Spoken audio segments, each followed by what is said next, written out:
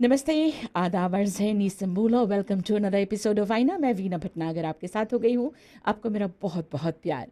आज आईना में हमारे दो मेहमान हैं, स्टाफ नर्स आना आलो और साथ में स्टाफ नर्स शीनल सिंह। ये हमारी मेहमान है, Sheenal and Ana. Both of you welcome to the Aaina show. नमस्ते। नमस्ते। और श्रोताओं, आज टॉपिक ऑफ डिस्कशन है टीबी, ट्यूबरकुलोसिस। एक्चुअली शुरुआत करते हैं आना से, शीनल से। व्हाट इज़ ट्यूबरकुलोसिस, यानी कि अब आप हमें सबसे पहले बताएंगे कि ट्यूबरकुलोसिस है क्या। जी हाँ, धन्यवाद। तो ये टीबी का बीमारी जो है ट्यूबरकुलोसिस, ये ज़्यादातर के लंग्स को अफेक्ट करता है। It's a airborne disease. ये जो है ये हवा से ज़्यादातर के फैलती है। जैसे कि किसी को टीबी का बीमारी होता है तो ये बहुत हाली से किसी दूसरे को फैल सकती है, क्योंकि हमसे उसी हवा को अगर भीतर लेते हैं, सांस लेते हैं, तो इस तरह से वो फैल सकती है। ये एयरबोर्न डिजीज़ है जो ज़्यादातर के लंग्स को अफेक्ट करती है। थैंक यू शीनल जी। और वैसे हमारे जितने भी श्रोता सुन रहे हैं, टीबी की बीमारी को लेकर आपके पास कोई भी सवाल हो, you are most welcome to call. आप हमें कॉल कर सकते हैं 3220-902 या 3220-903 पर। वैसे कैसे इसको डायग्नोज करते हैं, है ना? कौन कौन से जो टेस्ट है वो किए जाते हैं? ट्यूबरकुलोसिस है एक बीमारी, जैसे आप लोग को जानने हैं वो ज़रूरत है कि उसके जानकारी है क्या है। जानकारी है ट्यूबरकुलोसिस के, अगर एक एक खांसता है 2 हफ्ता से ज़्यादा, पतरा होते जाए, वेट लूज़ करे, They are the पसीना, signs and symptoms, या ना? Science and symptoms, But how do you diagnose? उसको टेस्ट में या क्या क्या टेस्ट करते हैं? हाँ। या जो खांसता है हम्म। हम लोग स्प्यूटम कलेक्ट करता Sputum है। collect करते हैं। स्प्यूटम कलेक्ट करता है, वो लैब टेक्नीशियंस माइक्रोस्कोप पे डायग्नोज करे और हम लोग से बताता है कि अगर पॉजिटिव है, it means that bacteria, tuberculosis bacteria है तुम्हारे लंग्स में। तो ये हम लोग ऐसे डायग्नोज करता है। एक्सरे भी करता है और एक मेन टू टेस्ट करता है, जहाँ पर एक इंजेक्शन देता है हम लोग स्किन पे। हाँ। तो आफ्टर 48 आवर्स तब हम लोग रिजल्ट्स बताता है। तो अलग अलग टाइप्स के भी टीबी होते हैं? जी हाँ, हाँ। टीबी जो होता है ये 2 प्रकार का होता है। हाँ जी। ये एक्स्ट्रा पल्मोनरी टीबी और पल्मोनरी टीबी, इसे हम शॉर्ट फॉर्म में ईपीटीबी और पीटीबी कहते हैं। ईपीटीबी जो होता है वो शरीर के किसी भी अंग को अफेक्ट कर सकता है। जो माइकोबैक्टीरिया होता है, इससे टीबी की बीमारी फैलती है। तो जो माइकोबैक्टीरिया होता है वो शरीर के किसी भी अंग को जाकर रह सकता है उसमें, और उसी से टीबी का बीमारी जो है वो फैल सकता है। जैसे कि टीबी ऑफ द स्पाइन, जो स्पाइनल को अफेक्ट करता है, जो पीठ की हड्डी होती है उसमें जाकर अगर माइकोबैक्टीरिया बैठ जाती है तो उसे भी वो ख़राब करने लगती है। और टीबी का बीमारी जो है वो सिर्फ स्पाइनल में ही होता है। और जो व्यक्ति को होता है ये वो चल नहीं सकता है, या ज़्यादा पीठी का पीड़ा होगा उन्हें, या पीठ पीड़ा होगा, उनको खांसी नहीं आएगी, पर सिर्फ वो पीड़ा को सह सकते हैं। So generally speaking, can TB affect any organ in the body? Yes, जी हाँ। हाँ, TB affects any part of the body, but most importantly ये जो टीबी ऑफ द लंग्स है ये बहुत इन्फेक्शियस है। तो हम लोग बोलता है अगर आप खांसता है तो रुमाल यूज़ करे पड़े, बिकॉज ये जो टीबी ऑफ द लंग्स है ये हवा में उड़ता है जर्म्स, और अगर कोई बगल में है वो सके ब्रीद इन कर दे बैक्टीरिया, तो उसके भीतर सके जाए बैक्टीरिया रहे उसके लंग्स में। अच्छा, या कमिंग टू टीबी के साइंस एंड सिम्टम्स के बारे में हम चाहते हैं कि आप बताएं, कैसे पता चले कि ये कोई सिंपल खांसी नहीं है, पर ये टीबी की निशानियां हैं? I believe the symptoms may be mild for many many months and if not diagnose on time there could be a risk of transmitting the bacteria to other people. ऐसा भी हो सकता है ना? तो आप हमें सबसे पहले ये बताएं कि टीबी के जो साइंस एंड सिम्टम्स है वो क्या है?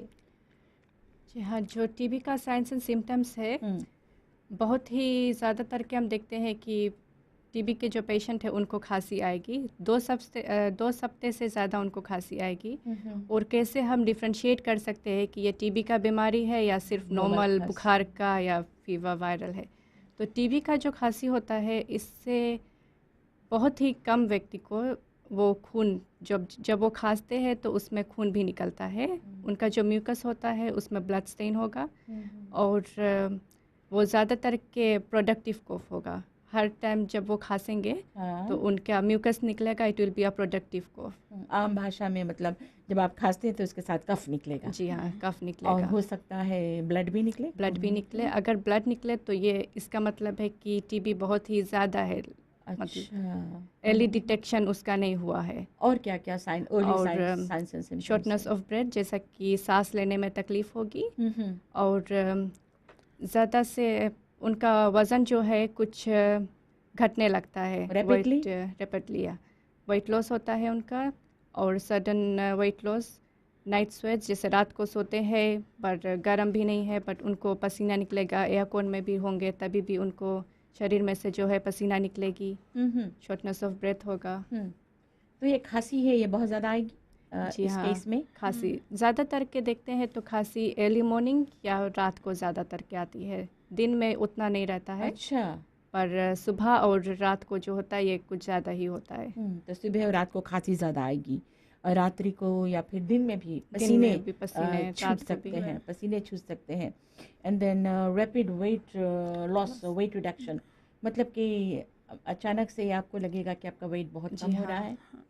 जो ज़्यादातर के जो लोग बड़े होते हैं, मोटे होते हैं, उनको लगेगा कि अचानक ही उनका जो अपेटाइट है वो लूज़ करने लगे हैं, जो खाने का दिल करता है वो कम हो जाता है, और वेट उनका कमती होने लगता है। Shortness of shortness of breath होता है, ज़्यादातर chest के pain? रात को सोने में तकलीफ होती है। अच्छा, व्हाट अबाउट चेस्ट पेन्स?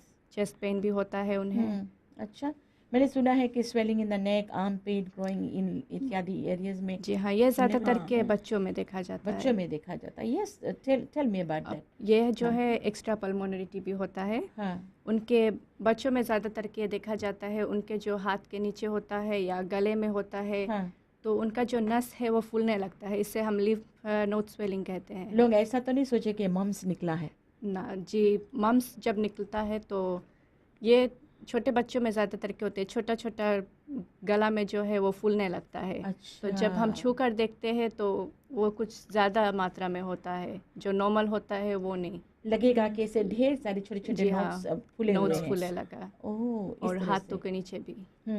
कभी कभी क्या होता है कि लोग जैसे हमने कहा कि अर्ली डिटेक्शन अगर नहीं हो तो ये प्रॉब्लम भी कर सकता है। लेकिन एक ब्रेक का समय आ गया है, ब्रेक के बाद हम लोग इस पर और भी ज़्यादा जानकारी हासिल करेंगे। श्रोताओ, आप भी अपनी जो सवाल है वो ब्रेक के बाद कर सकते हैं।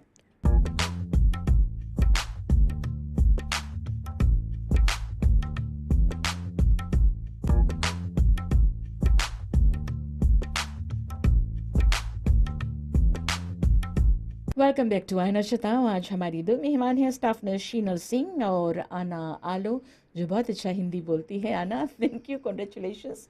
और आना, दरअसल like I was telling, I believe the symptoms may be mild for many months. कई महीने तक आपको शायद पता भी ना चले कि आपको टीबी है।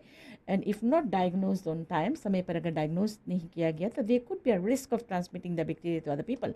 Now, how often does this happen, और how often does this kind of situations arise where you know that the patient has been infected for some time and the symptoms being dormant, they did not seek medical assistance on time, and hence they have transmitted it to other people. Thank you. ये जो बीमारी है, जो late diagnosis है ना, लगभग 3-4 cases हुआ है जो लेट डायग्नोसिस हुई, but it depends on the medical officers and the nurses that are treating the patients. So अगर डॉक्टर्स नर्सेस लोग जाने कौन सी है जानकारी है टीबी के, तो अर्ली डिटेक्शन हो ही जाए। तो उसके मतलब है कि अगर हम लोग जो चीज़ करता है, अवेयरनेस करता है और जाता है हेल्थ सेंटर्स के लगे, कम्युनिटी के लगे अवेयरनेस करता है, क्योंकि हम लोग मांगता कि लोग जाने कौन सी है टीबी, और टीबी के बारे में अगर कुछ साइंस एंड सिम्टम्स है तो लोग के हेल्थ सेंटर्स पर जाना ही पड़ेगा। वैसे पेशेंट्स पर भी तो निर्भर करता है ना, अगर वे नहीं आएंगे आपके पास चेकअप कराने के लिए। शीनल, वो ऐसे होता है कि लोगों को खांसी आती रहती है, आम खांसी समझकर वो बैठे रहते हैं, वो चेकअप के लिए नहीं जाते। जी हाँ, ये ज़्यादातर के हम देखते हैं जो कम पढ़े लिखे लोग होते हैं, तो गांव में तो हम जाकर ये अवेयरनेस करते हैं। ज़्यादातर कि हम कोशिश करते हैं कि हम सभी भाषा में लोगों तक ये जानकारी पहुंचाएं, रेडियो के माध्यम से या हम खुद ही जाकर उन्हें अवेयरनेस करते हैं। हमारे साथ में एनटीपी या ग्लोबल फंड है, ये हमें सपोर्ट करते हैं। तो साथ मिलकर हम जाकर पेशेंट लोगों गांव में जाकर, भीतरी इलाकों में, आइलैंड पर जाकर हम अवेयरनेस करते हैं। जैसा कि हम उन्हें बुक माका, रुमाल और कीटेक है, जिस स्कूल में हम लोग जाकर देते हैं, ताकि बच्चे भी एक हमारे मीन बन सके कि हम मैसेज जो है ये बड़े लोगों तक पहुंचा सके कि अगर उन्हें खांसी आती है या कुछ भी उन्हें साइंस या सिम्टम्स टीबी का नज़र आता है तो वो कोई भी हेल्थ सेंटर या किसी भी हॉस्पिटल जाकर अपना इलाज करा सकते हैं। क्योंकि जो टेस्ट है वो बिल्कुल ही फ्री होता है। 3 तरह का टेस्ट होता है, जैसा कि आना ने बताया है।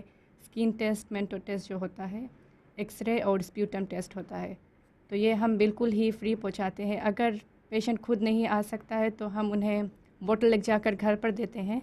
उनका जो स्प्यूटम है वो कलेक्ट कर कर लगाते हैं, या जो भी आइलैंड पर या हेल्थ सेंटर पर जो नर्स होती है वो जाकर कलेक्ट कर कर खुद हमारे पास पहुंचाते हैं। तमवुआ में जो लैब है उन पर हम टेस्ट करते हैं। तो ये जो स्किन टेस्ट है, ये क्या टेस्ट है, ये क्यों करते हैं? क्या स्किन पर कोई स्किन टेस्ट जो होता है ये मेंटो टेस्ट है। हाँ। इससे हम सिर्फ ये पता लगाना चाहते हैं कि जो टीबी का बैक्टीरिया है, जिसे हम माइकोबैक्टीरिया कहते हैं, ये पेशेंट के ऊपर एक्सपोज हुआ है कि नहीं। जैसा कि अगर हमारे परिवार में किसी एक व्यक्ति को भी टीबी बीमारी है और हम उसी के साथ एक ही छत के नीचे रहते हैं तो हमें जैसे डर होता है कि वो बीमारी हमें भी लग सकती है ना। तो हम टीबी स्किन टेस्ट करते हैं ये देखने के लिए कि ये जो व्यक्ति है, जो अपने परिवार जिसको टीबी का बीमारी है उनके साथ रहता है, टीबी बैक्टीरिया इसके ऊपर एक्सपोज्ड है कि नहीं, वैदर इसके रिस्क है फ्यूचर में जाके डेवलप करे कि टीबी की नहीं। तो ये जो स्किन टेस्ट है, अगर ये पॉजिटिव होता है, इसे हम रूलर रख कर मेजर करते हैं। अगर ये 10 मिलीमीटर से ज़्यादा होता है तो ये पॉजिटिव हो जाता है। तो हम उसके बाद में उनको एक्सरे करते हैं। एक्सरे भी पॉजिटिव होता है तो यही जताता है कि उनको भी टीबी की बीमारी, जैसा कि परिवार में एक को था तो उन्हें भी हो गई है। और ये जो स्किन टेस्ट, खाली अगर स्किन टेस्ट पॉजिटिव है और एक्सरे नॉर्मल है, क्लियर है, तो भी हम उनको ये बताते हैं कि आगे चलकर 10% चांसेस है कि पूरा लाइफ टाइम में they can develop TB. Like उन लोगों के इम्यून सिस्टम जब भी वीक हुआ या कभी बुढ़ापे में जाकर उनका इम्यून सिस्टम वीक हुआ तो 10% चांसेस पूरा लाइफ टाइम में उनको होता है कि टीबी हो सकती है। Welcome to the treatment. बाद में चलकर आगे हम लोग के कैसे आप लोग ट्रीट करते हैं, उनको कैसे आप आइसोलेशन में रखते हैं। दरअसल किन लोगों को हायर रिस्क है टीबी से ग्रसित होने की? Who all are at a high risk of contracting the disease? At this point in time, लोग जो हाई रिस्क है हम लोग बोलता है ये लोग जिसके HIV और एड्स है, डायबिटिक पेशेंट्स, ये है बिकॉज इम्यून सिस्टम है, it's all to do with immune system. जब वीक हो जाता है तो बीमारी पकड़ ले हाली तो ये है diabetes, age groups, very young children below the age of 5, and adults, old adults, we mean 60 years and over. These are people at risk. Even importantly, जिसके pulmonary positive TB है, उन लोगों के contacts. When we say contacts, those with TB of the lungs, the children, जो छोटा लड़कन लोग है, relatives है, जोन रहे पेशेंट के साथ है, वही लोग भी हाई रिस्क है because it's infectious, it spreads from one person to the other person हवा में. Those are people at high risk, and also we consider prisoners because of overcrowding, and those are some of our high risk groups. ये TB के जो James है, जो bacteria है, ये how are they managed? ये मतलब कि कपड़े पहनते हैं जो एक टीबी के पेशेंट, उनके कपड़ों को किस हद तक धूप में सुखाना ज़रूरी पड़ता है, या डू यू वॉश इन जनोला और हॉट वाटर? क्योंकि if somebody has use the towel, तो वो टॉवल अगर टीबी पेशेंट ने यूज़ किया, उसको अगर किसी और ने यूज़ किया है, is there a possibility of, though it's airborne disease, but इसके भी कोई पॉसिबिलिटीज़ है कि you pass on the bacteria? जी, जो टीबी का बैक्टीरिया होता है, हम्म। ये सिर्फ जब हवा में होता है तभी ये एक्टिव होता है। अच्छा। अगर ये जाकर किसी फ्लोआ पर या किसी भी चीज़ पर ये सरफेस टच करता है तो वो जो है वो मर जाता है बैक्टीरिया। जब तक ये हवा में है तब तक ये एक्टिव है। अगर उसी हवा को हम You सांस need to लेते breathe हैं, in the Yeah. bacteria. जी हाँ, Then You have to only you breathe are it in. infected. Yeah. Share करने से, यूटेंसिल शेयर करने से, सेम कप, स्पून या Okay. कपड़े, टावल It तो हम नहीं एडवाइस करते कि शेयर करें, बट हाँ, अगर कुछ सिचुएशन में अगर चेंज करना हाँ, या शेयर करना पड़ा हाँ. तो it shouldn't be a risk for TB. Okay. You only breathe in the bacteria. Breathe in the and that is how bacteria. you get Yeah. infected. Thank you so much, Shana and Thank Shinal. you. और भी बातें हम जरूर करेंगे। श्रोताओं, आपके पास भी कोई सवाल हो, मैं आपसे कहती हूँ आप अभी रिंग कर सकते हैं एक ब्रेक के बाद।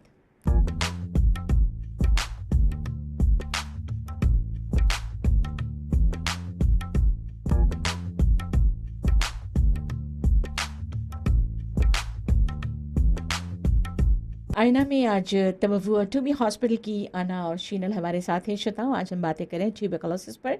और मान लो आना, शीनल, मान लो कि एक महिला प्रेग्नेंट है और उसको टीबी की बीमारी है। Now what is the risk factor here to the unborn child? कोई रिस्क है, कोई प्रॉब्लम है? The thing is that John relationship है ना for unborn child to a mom there is no transmission to the umbilicus cord. No, there is no transmission. But in fact, agar mom is a smear positive case, then baby has to be treated on prophylaxis treatment. Smear positive case. Yeah, smear positive explain is that please.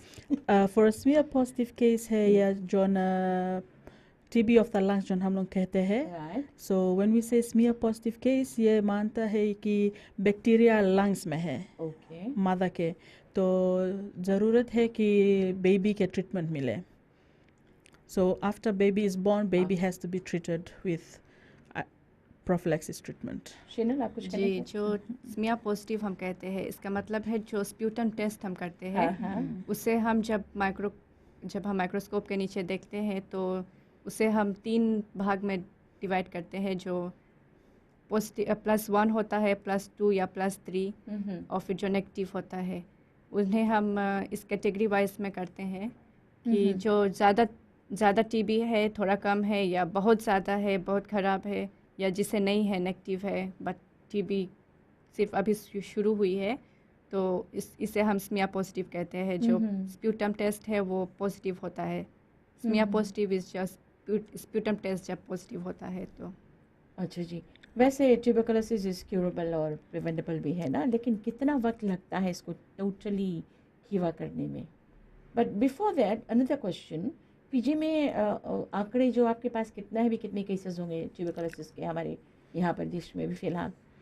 2012 में जो था, 2012 में 218 registered cases थे, और 2013 में देखा जाए तो काफ़ी बढ़ गया था, 269 केसेस थे।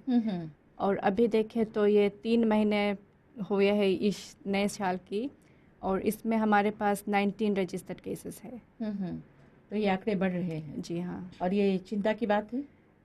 ये चिंता की बात है क्योंकि ये बहुत ही हाईली इन्फेक्शियस है ना, एक दूसरे से बहुत ही हाली ये फैल सकती है। अगर हम एक इन्फेक्टेड पेशेंट के साथ में एक ही बस में या एक ही रूम में रहते हैं, अगर वो खांसता है, वो सिर्फ खांसी से नहीं, ये छींक से भी, जैसा कि हम कहते हैं स्नीजिंग से भी ये फैल सकती है। क्योंकि देखें तो स्नीज जब हम करते हैं तो हमारा जो स्प्यूटम है, जो हमारा थूक होता है, ये काफ़ी दूर तक फैलती है अगर हम मुंह को तोप कर नहीं खांसते हैं या छींकते हैं। तो अभी 269 लास्ट ईयर का था। अच्छा जी, अभी तक मार्च में देखा जाए तो 19 केसेस हमारे पास है, रजिस्टर्ड केसेस। ओनली 19? जी हाँ, तो वो the 269 they have been treated?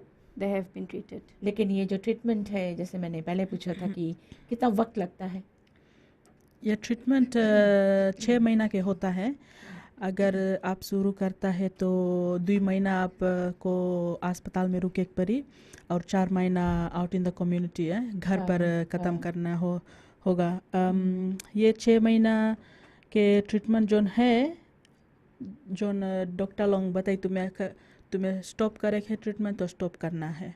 अगर नहीं तो अगर कंटिन्यू करेंगे तो कंटिन्यू करना पड़ेगा, बिकॉज ये जो फाइनल ट्रीटमेंट करता है हम लोग, पेशेंट्स आ जाए, स्प्यूटम फिर से कलेक्ट करता है हम लोग, एक्सरे करता है, अगर सब क्लियर हो जी तो स्टॉप कर दी treatment and you will be cured. And अगर कुछ they still have some if they still have some indication there that there is still some lesions there on the x-ray, it's not clear, तब तुम्हें treatment continue करना ही पड़ेगा. एक बार जो extra pulmonary है, other parts of your body, it can go up to 1 year. The treatment can go up to 1 year. अच्छा जी, शीनल आप कुछ कहेंगी? जी, जो ट्रीटमेंट होता है ये इंटेंसिव फेस और कंटिन्यूएशन फेस होता है. जो इंटेंसिव फेस होता है ये 4 तरह की जो दवाइयाँ हैं ये एक ही टेबलेट में, जैसे एक ही टेबलेट में मिलाकर इन्हें 4 गोली को दिया जाता है पेशेंट को. तो ये डिपेंड करता है उनकी वेट पर कितने गोलियाँ पेशेंट खाएगा. अगर ये कमती वज़न का है तो ये सिर्फ 2 या सिर्फ 3 खाएगा और 4 टेबलेट. और जो कंटिन्यूएशन फेस होता है ये अनदर 4 मंथ्स होता है. जैसा कि 2 मंथ्स अभी हम शुरुआत में इंटेंसिव फेस 2 मंथ्स होगा और फिर अनदर 4 मंथ्स ये कंटिन्यूएशन फेस होगा. जो कंटिन्यूएशन फेस है वो हम बढ़ा सकते हैं अगर पेशेंट का एक्सरे जो है ये अभी भी पॉजिटिव है, क्लियर नहीं है, स्प्यूटम भी पॉजिटिव है. तो ये ट्रीटमेंट जो है ये 2 महीने हॉस्पिटल में आप लोग करते हैं, एंड द अदर 4 मंथ्स मेरे ख्याल से घर पर. अच्छा, तो कुल मिलाकर 6 मंथ्स का ट्रीटमेंट पूरा होना चाहिए. 2 मंथ्स जो हम करते हैं इंटेंसिव फेस, इसे हम करते हैं क्योंकि डॉट्स के लिए, जो डॉट्स है ये एनटीपी द्वारा शुरू किया गया था कि डायरेक्ट ऑब्जर्वेशन थेरेपी.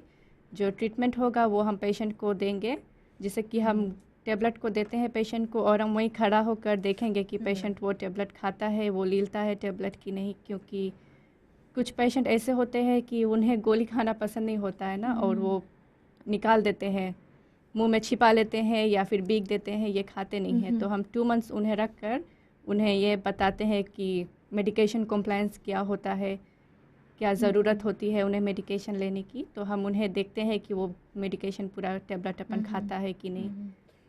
तो जो 2 महीने आप लोग ट्रीट करते हैं, इंटेंसिव ट्रीटमेंट जो देते हैं, उसके बाद में 4 मंथ्स जब आप घर पर पेशेंट को भेज देते हैं, I mean meaning that they still have that bacteria with in them and there still are chances of him passing it on to the family members.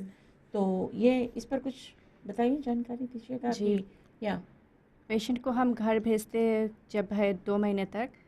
तो पेशेंट जैसे कि शुरू करते हैं, अच्छा जैसे हम पेशेंट को एडमिट करते हैं अपने वार्ड में, तो हम उन्हें जैसे एडमिट करते हैं तो 2 हफ्ते तक हम उन्हें घर पर भेजना नहीं, जैसे वो घर पर नहीं सकता है जाए, जिसे हम वीकेंड लीव या डे लीव कहते हैं, कि पेशेंट थोड़ा देरी के लिए भी टाउन नहीं सकता है आए, या घर पर अपने फैमिली के साथ वीकेंड नहीं सकता है स्पेंड करे जाए.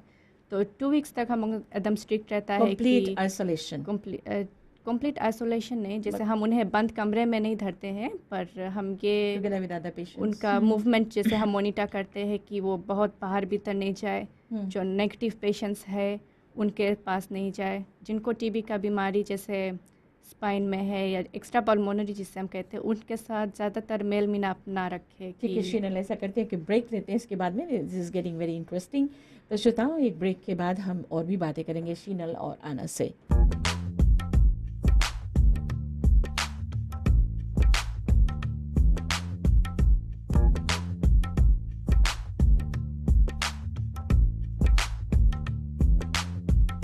वेलकम बैक टू आयना. और आयना में आज है आना और शीनल और तमवुआ टूमी हॉस्पिटल से 2 स्टाफ नर्स हमारे साथ है. We are talking tuberculosis. और श्रोता, शीनल, हम लोग बातें कर रहे थे, ट्रीटमेंट की बातें कर रहे थे, लेकिन उससे थोड़ा सा पहले जो एंटी टीबी मेडिकेशन है, आप हमें ये बताइएगा कि उसके कुछ साइड इफ़ेक्ट्स है क्या? जी हाँ, जो साइड इफ़ेक्ट की ओर देखें तो उनका साइड इफ़ेक्ट होता है. ज़्यादा करके हम देखते हैं ये उनको चक्कर आएगा, डिज़ी फील करेंगे और बॉडी वीकनेस भी होगा. और ये सभी पेशेंट में हम देखते हैं. ये बॉडी वीकनेस बहुत ही कम पेशेंट में होता है और नोज़िया वोमिटिंग ये बहुत कम पेशेंट में होता है। एक बहुत ही कॉमन जो साइड इफ़ेक्ट होता है ये पेशाब को अफेक्ट करता है। उनका जो यूरिन अच्छा। कलर होता है, हाँ, हाँ। जो पेशाब होता है ये डार्क येलो या जिसे डार्क ऑरेंज हम कहते हैं, वो कलर चेंज करने लगता है, ये डार्क कलर में हो जाता है। तो ये सभी पेशेंट में, ये पूरे जितने भी महीने ये टेबलेट जो आज अगर आप सुबह टेबलेट को स्टार्ट किया है तो शाम तक आपकी जो यूरिन कलर है ये डार्क हो जाएगा, ये चेंज होने लगता है। तो ये बहुत ही कॉमन साइड इफ़ेक्ट है एंटी टीबी मेडिकेशन का। नोज़िया, वोमिटिंग, बॉडी वीकनेस और जो शरीर का सभी अंग या आँख में ज़्यादातर के देखेंगे ये येलो पीला होने लगता है। तो जैसे ही हम ये किसी भी साइड इफ़ेक्ट को देखते हैं पेशेंट में तो हम उनका जो एंटी टीबी मेडिकेशन है उन्हें विदहोल्ड कर देते हैं या कम्प्लीटली स्टॉप कर देते हैं और हम ट्राई करते हैं कि किसी और तरह की उन्हें मदद करने की। तो could this be a reason कि पेशेंट्स टेबलेट नहीं लेना चाहते, कतराते हैं उनको, और इट्स जस्ट ये भी हो सकता है एक कारण कि वो नहीं लेना चाहते ये टेबलेट ना, पर हम उस साइड इफ़ेक्ट को हम एक जो मेडिकेशन को हम देते हैं सुबह भोजन जो नाश्ता करते हैं उससे पहले हम मेडिकेशन को देते हैं। तो अगर उनको लगे कि खाली पेट मेडिकेशन खाने से उनको नोज़िया या वोमिटिंग होता है तो वे हमें फिर आकर बताते हैं कि उनको ये होती है। तो हम उनका मेडिकेशन 6 AM से चेंज करके 9 AM कर देते हैं। तो वो ब्रेकफास्ट कर लेते हैं तब फिर वो मेडिकेशन खाना शुरू करते हैं। अच्छा जी। और अभी तक के आपके जो मोस्ट इफ़ेक्टिव जो ट्रीटमेंट स्ट्रेटजी रही ये डॉट्स ही रही? जी हाँ। हाँ। ये जो डॉट्स है ये हाँ। सिर्फ हम अस्पताल में ही नहीं करते हैं, जबकि अगर पेशेंट घर पर ही मेडिकेशन लेना चाहता है, क्योंकि हम उन्हें फोर्स नहीं कर सकते कि you have to be admitted in the hospital ना। तो अगर ये पेशेंट प्रेफर करता है कि वो घर पर अपना मेडिकेशन ले तो हमारे साथ में मिलकर रेड क्रॉस भी हमारी मदद करती है। तो रेड क्रॉस में वॉलंटियर होते हैं जो पेशेंट के घर पर जाकर ये देखते हैं कि मेडिकेशन पेशेंट लेता है कि नहीं। तो हम उन्हें पेशेंट को एक कार्ड देते हैं, उन्हें उस कार्ड में टिक करना होता है। व्हाट इज़ द गारंटी कि उन्होंने लेकर ही टिक किया, यूँ ही नहीं टिक किया?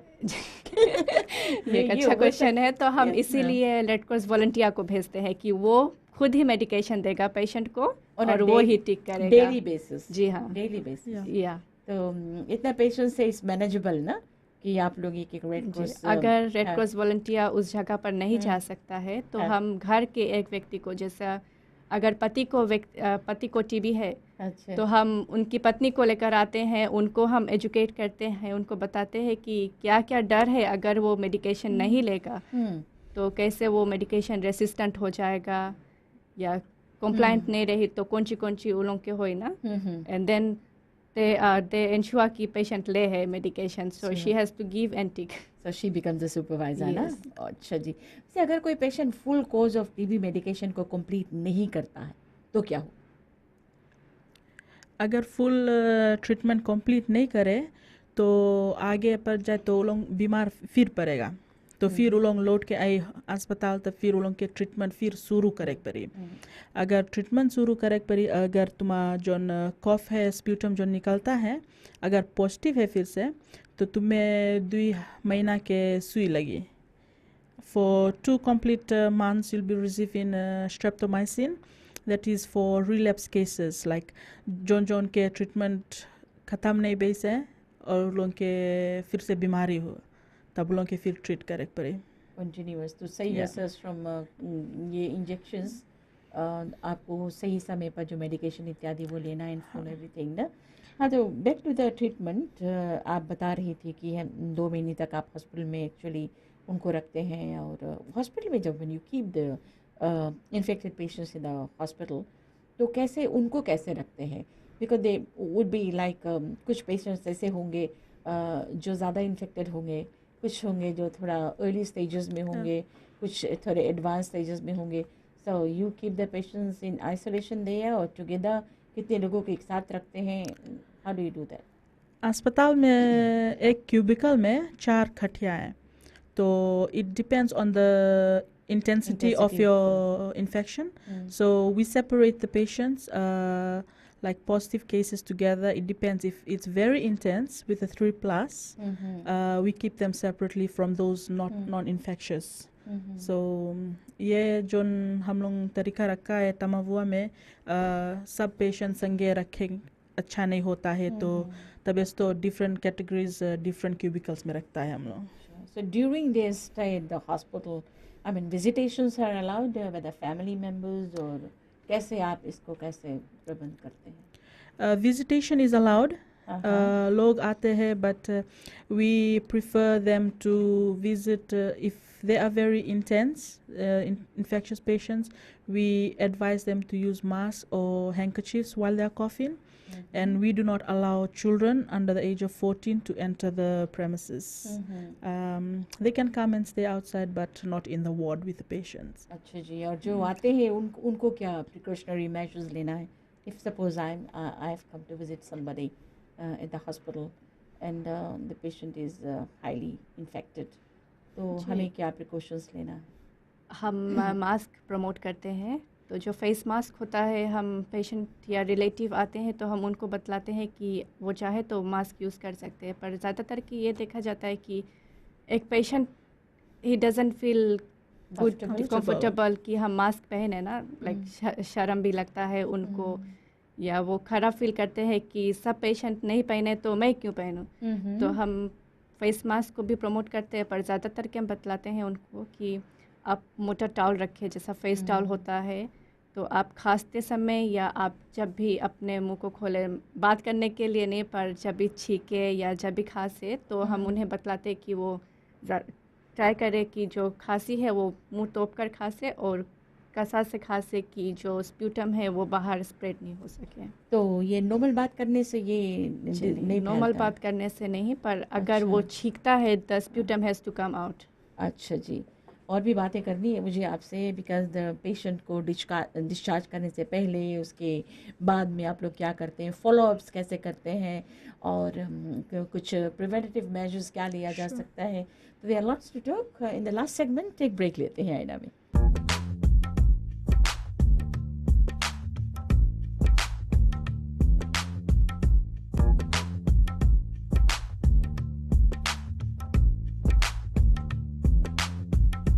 आईना में आपका एक बार फिर से हम स्वागत करते हैं. This is the last segment of आईना और आज तमवुआ हॉस्पिटल से या डायरेक्टमी हॉस्पिटल तमवुआ से शीनल और राना हमारी मेहमान हैं.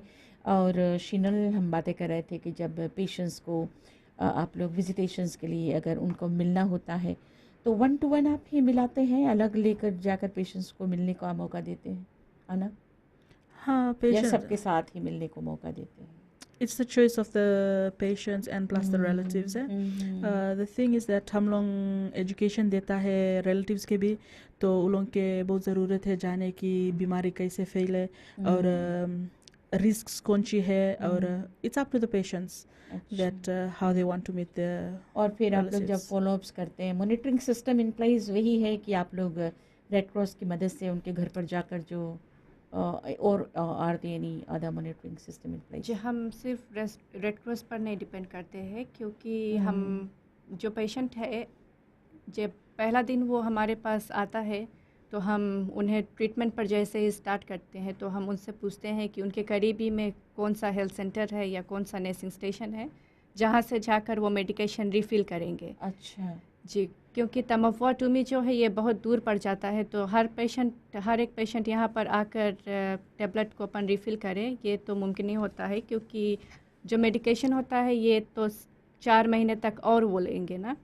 तो हम उन्हें 1 महीने का सप्लाई यहाँ से देकर डिस्चार्ज करते हैं. तो बचा जो 3 महीने का ट्रीटमेंट होता है वो जाकर के अपने करीबी हेल्थ सेंटर से पिक करते हैं. तो अगर पेशेंट को मान लो अगर 23rd के उनको रिफ़िल कराने जाना है और पेशेंट टर्न आउट नहीं होता है हेल्थ सेंटर पर, अगर मैं हेल्थ सेंटर पर हूँ तो मेरा पेशेंट अगर नहीं आएगा तो हमारा काम होगा कि हम खुद ही पेशेंट के घर पर जाए. तो जब हम उनका एड्रेस लेते हैं पेशेंट जो दिन एडमिट होता है तो हम उनका एडमिशन के द्वारा जब हम उनका एड्रेस मांगते हैं तो हम एकदम इंश्योर करते हैं कि सही एड्रेस हमको मिले कि अगर हम पेशेंट को फ़ोन करें पेशेंट हमको नहीं मिला तो हम उनके घर पड़ सकते हैं जाए.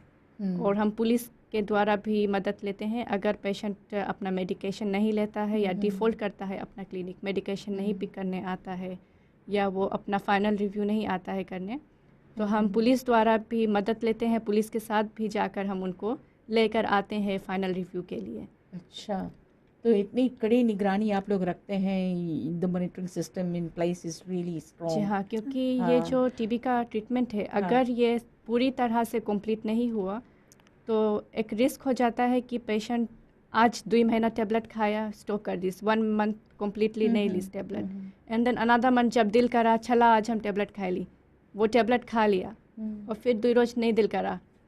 दिस इज तो- ह्यूमन नेचर ना, because once you start feeling a little better. जी हाँ, ये छोड़ दो। ज़्यादातर के हम हाँ। देखते हैं, पेशेंट आए हैं और अगर हम लोग उनसे पूछता है कि अच्छा नाना आपने क्यों मेडिकेशन खाना बंद कर दिया, तो ये हाँ। हमें घूमकर जवाब देते हैं खांसी खलास हुई के तो मेडिकेशन लेना हम बंद कर दिया। Yeah, true.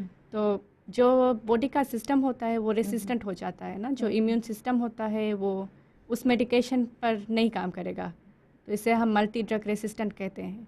तो वो अगर हो जाएगा तो ज़्यादातर के एंटीबायोटिक आप पर नहीं काम करेगा। तो एकदम कंटिन्यूड मेडिकेशन एकदम जी जरूरी हाँ, है। Every day, Important. एक भी रोज़ Every day. नहीं मिस करना चाहिए। एक रोज में कितना बार टेबलेट लेते हैं लोग? 2? सिर्फ मॉर्निंग में, और सिर्फ सिर्फ morning मॉर्निंग morning. में। अच्छा जी, इतना भी कभी कभी लोग नहीं करते हैं। जी, क्योंकि Okay. 4 टेबलेट या 3 टेबलेट खाना पड़ता है, 3, वो 4, बड़ी बड़ी गोलियां Yeah. होती हैं। और फिर उनके स्वास्थ्य के लिए ही किया जाता है, लेकिन जैसे आपने कहा कि कुछ साइड इफ़ेक्ट्स की वजह से भी हो सकता है कि दे फील जस्ट अनईजी ना।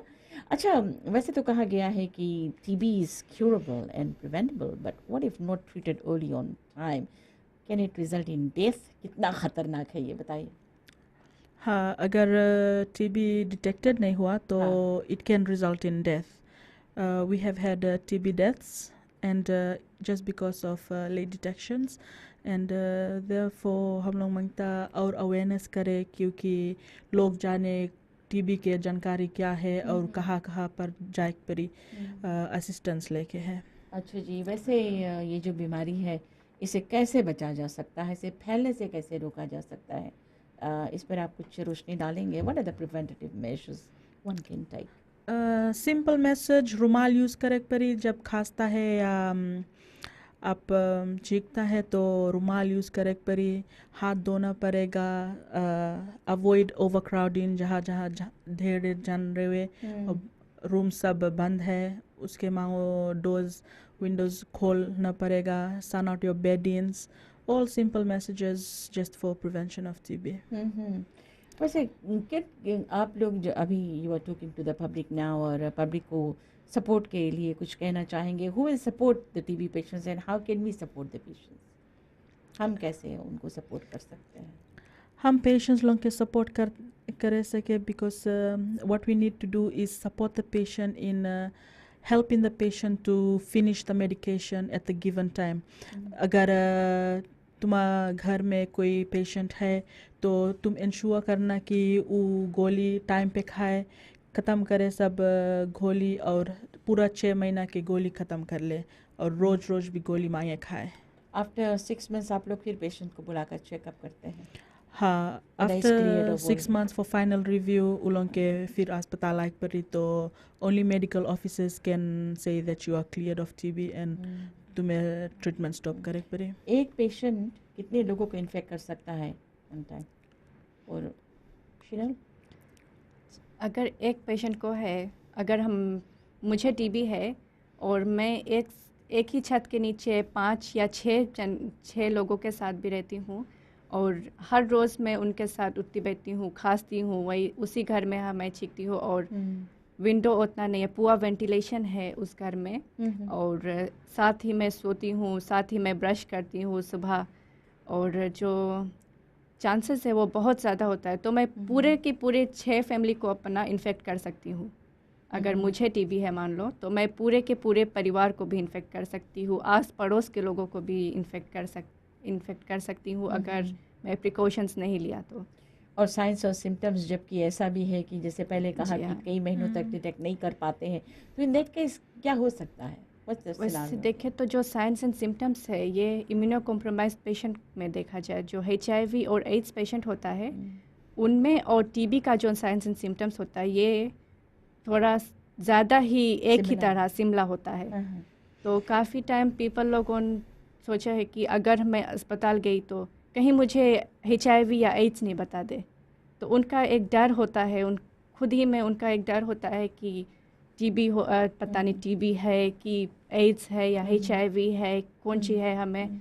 तो वो अस्पताल आने में हिचकिचाते हैं, वो नहीं प्रेफर करते कि मैं मेडिकल एडवाइस लूँ या मेडिकेशन जाकर खाऊं या कुछ। तो व्हाट इज़ योर सजेशन, सलाह क्या तो है? हम इस में यही कहना चाहेंगे कि अगर आपको लगे कि आपको ज़्यादातर के खांसी आती है या वेट लॉस है, किसी भी तरह की, जैसा कि शॉर्टनेस Symptoms, ऑफ ब्रेथ हाँ. है, सिम्टम्स है, चेस्ट पेन होता है, तो आप किसी भी बगल में अस्पताल जा सकते हैं, किसी भी हेल्थ सेंटर पर जा सकते हैं। ज़रूरी नहीं है कि वो सिर्फ तमव्वा टूमी हॉस्पिटल ही आए, ओके. वो किसी भी हेल्थ सेंटर पर जा सकते हैं, किसी भी नर्सिंग स्टेशन पर जा सकते हैं और वहाँ से जो है उनको जो ट्रीटमेंट है वो शुरू कर सकते हैं। Thank you so much Sheenal Singh, staff nurse Sheenal Singh और साथ में स्टाफ नर्स आना आलो फ्रॉम तमवुआ टूमी हॉस्पिटल। आज आप हमारे साथ रहे आईना में। टीबी के बारे में आपने बात की, ट्यूबरकुलोसिस के बारे में, इसके लिए आपको बहुत बहुत धन्यवाद है and thank you so much. श्रोताओ, we want zero TB death, we want a world free of TB and TB is curable and we can beat it। तो आईना आज यहीं पर समाप्त होता है। अपने साथी वीना भटनागर को इजाज़त दीजिएगा। अगले हफ्ता फिर मुलाकात होती है, तब तक के लिए नमस्ते, खुदा हाफिज़।